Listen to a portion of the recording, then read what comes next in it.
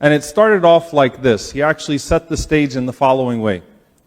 He started to talk to the people that were in the masjid and reminded them of the basic courtesies that we show to one another in front of each other and when we're entering and exiting a room.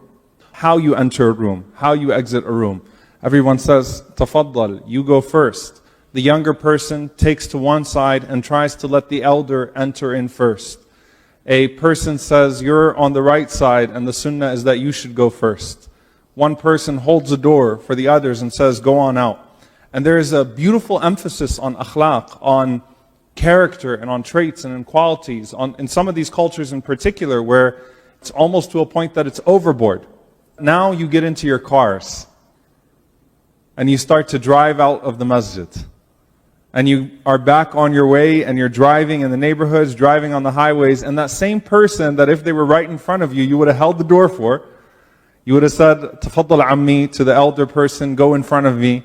You would have humbled yourself and expressed just such a high level of manners and etiquette. Now that you're driving next to them, you're trying to run them off of the road. You're cutting them off. People are screaming at each other and cursing each other out. People exchange nasty facial expressions and more.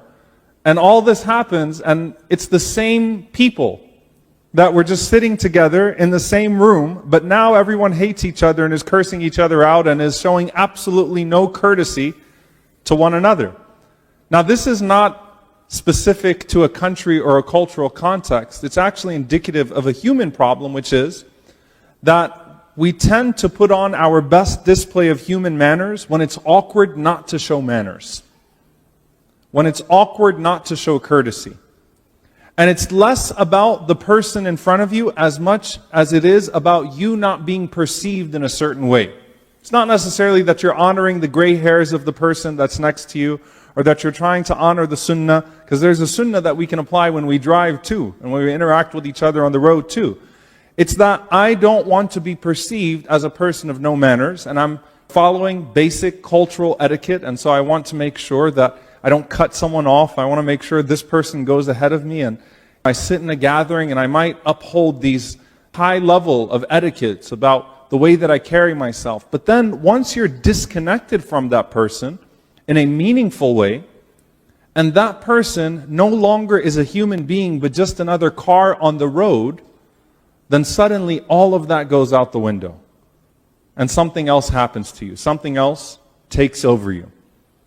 Now add on to this a layer of social media, a layer of WhatsApp and Facebook and Twitter and Instagram and whatever else they got going on. Add on to that the next level of disconnect that we have, where we're still interacting with each other, but we're not interacting with each other as human beings anymore. We're not interacting with each other as people. But just like that person was isolated from you, from the windows in the car, from the vehicle, the layer of protection and disconnect that the vehicle placed between you and someone else, now that person has become a picture on a screen.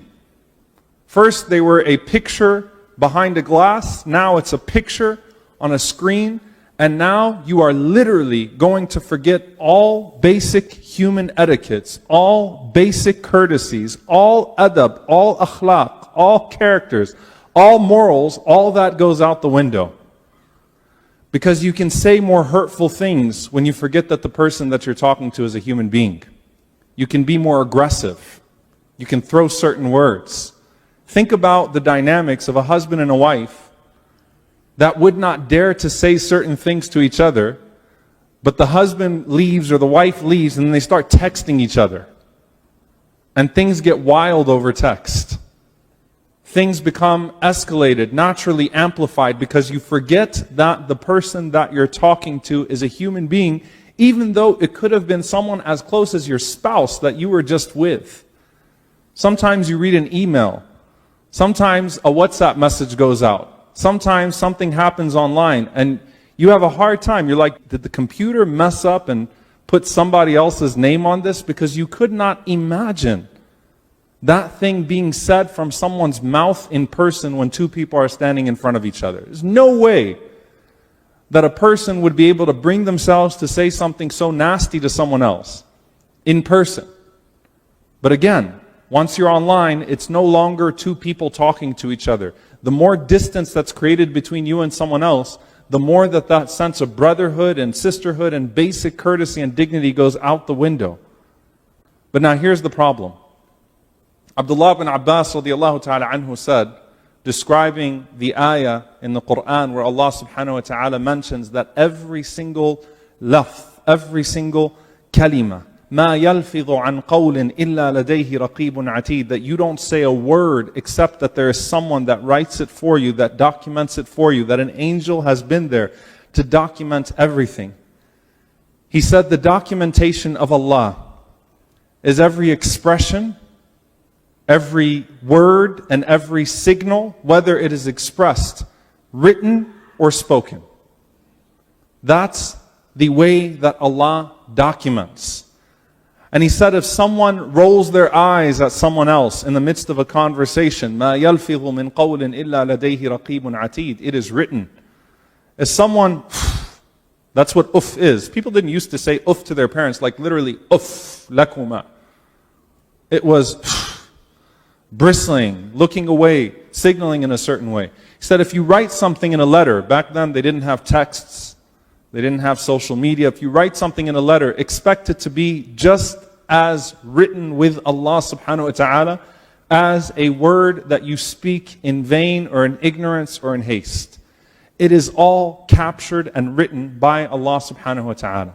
Someone was reflecting on the way that American history is going to be taught 20 years from now. How many tweets of the president will be in American history books that kids will read? Tweets, right? Think on Yawm al-Qiyamah, on the day of judgment, how many tweets, posts, WhatsApp things that you wrote, whatever it is that you put on there, will confront you. You knew exactly what you were doing when you said what you said, but now it confronts you and you have to answer Allah subhanahu wa ta'ala with it. Now the very basic rule we can take from this, it should be as simple as can be. If you would not bring yourself to say it to someone, don't write it. And then you add the different layers of cowardice, of where it becomes su'adhan, where it becomes an evil suspicion, and then it becomes sukhriya, mocking one another, and then it becomes backbiting, because then groups are formed and people start to talk to each other about other people, quoting that which everybody can see, and then that becomes an entire dimension of ghiba, which is only meant to lead to namima at some point, to slander as well. All of these diseases that start to come out because layers and layers and layers and layers are put between us and the people. As a result of that, layers and layers and layers are put between our hearts and Allah subhanahu wa ta'ala. And as a result of that, layers and layers and layers of testimony against us are being gathered for the day of judgment. Now some of you are saying, alhamdulillah, I don't use social media. Do you group text? Do you WhatsApp? Do you use other things? Most of us are communicating with each other digitally now, or communicating at each other digitally now. The things that you write, would you say? So the very first thing is this idea of courtesy, or this idea of thinking to yourself as a filter, would I say this to a person in front of them or not? Because the shaitan is the one who disconnects. And I want you to think about this in a very real way. Because even there are certain things you wouldn't say on a phone that you would write to somebody, right? There are certain courtesies, let's say that you're having a really rough back and forth and you pick up the phone. In the beginning, you got that awkward silence, that tension. Like, so are we going to talk about this? And then it starts being spoken about. The chances of you reaching a resolution or a place of reconciliation just over the phone, hearing one another's voice in that person's voice, is so much greater than the chances of you reaching a resolution over writing. How many times have you seen a Twitter battle or Facebook comments or a WhatsApp group end in, you know what, you're right, barakallahu feekum, please forgive me. I understand your point of view now. It makes so much more sense to me now. And thank you so much for enlightening me. How many of those end like that? So the chances of that happening when you got a group involved, that's the basis of fitna, that two people start fighting and then it becomes a whole bunch of people fighting a whole bunch of people and no one knows why they're fighting. One of the most insightful things that I read from Ibn al-Qayyim rahimahullah, and though it's talking about al-qatl, it's talking about murder, is really interesting. He said that the first murder was one person killing another for a personal reason. He said, but as fitna grows, it's a bunch of people killing a bunch of people for no reason, and you could usually trace it back to a personal conflict between two people that didn't get worked out. I thought that was super insightful. SubhanAllah, that the first thing, it was very simple. Cain and Abel didn't send texts to each other. There weren't many other people to involve in this. It was two people, one person, overtaken by the disease of hasad, envy, and he goes and kills another person.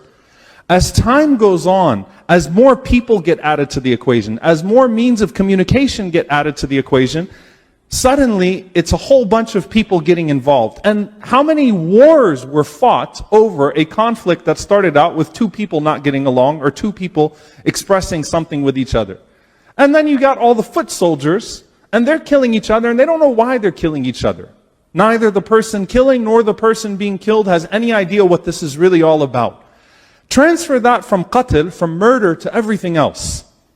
So how many times have you seen threads go right, where people start to comment, and things actually get solved and get put back together?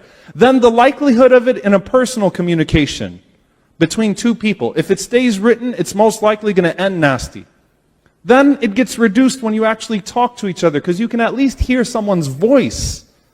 And that should soften you up a little bit. And what's the difference between that and when two people actually sit with one another and they come to each other? The Prophet ﷺ said, you shake hands with someone and the sins start to fall from your hands. That from the very first, Assalamu alaikum, peace be unto you. Salam. Al-Muslimu man salim al-Muslimuna min lisanihi wa yadi. The Muslim is the one who people feel safe from his tongue and his hand. That you have peace from my side. You're only going to get peace from me. You sit down, you shake hands, the sins fall from your hands. And you hash things out as two people. You can't work it out sitting in person. The solution does not become that you go back and get on the phone call again, or let's get back to writing. No, the solution comes, bring a third person in there who can make things better. If it's not going to be solved with two people sitting with one another, and with sins falling, and with the shayateen being expelled, then it's not going to be solved the more you distance yourself from one another. Because you know what happens when people write to each other, and they write things about each other? Guess who the narrator is? The voice when you're reading. You know, when you read in a voice. The shaitan is the one narrating to you. So you're reading everything in the worst possible way. Writing everything in the worst possible way, because the voice is the voice of the shaitan, who knows how to get to the heart of the person that's being attacked, who knows exactly how to make this the worst possible situation whatsoever. So how do we deal with this? Number one, if you're not going to say it to someone, don't write it to someone.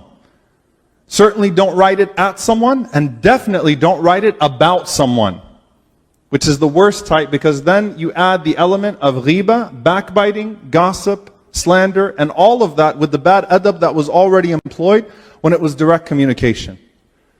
The second thing is this. The saying of Imam Hassan al-Basri rahimahullah ta'ala, which is a very scary saying. One of the signs of a person being abandoned by God is that God busies them with that which doesn't concern them. They become busy with that which is of no benefit to them. They start following these things. They start digging into them. They never want to miss out on the drama. Never want to miss out on where this is going to go. The worst thing, the Prophet ﷺ said, the people furthest away from me on the Day of Judgment and the people that are the most hated people to me are people that are thartharun. They always have an opinion about everything. That's the first thing, that you actually express an opinion. You know, hot takes is a big thing in social media. You want to capitalize on the news cycle. Make sure your take in. Make sure that you can't let this WhatsApp conversation, la qaddar Allah, die without you having your input.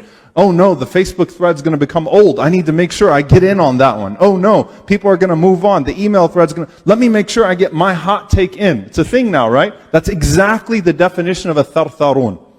Imam al-Nawawi rahimahullah said, a person who has opinion about everything, whether it benefits him or not, whether he's qualified to express opinion on it or not, and whether he's checked his heart, and whether he has an interest in it or not. SubhanAllah, how profound. Do you have any benefit from it? Does it involve you in any way? Is there any benefit to you weighing in? Number one. Number two, are you even qualified to offer an opinion on this?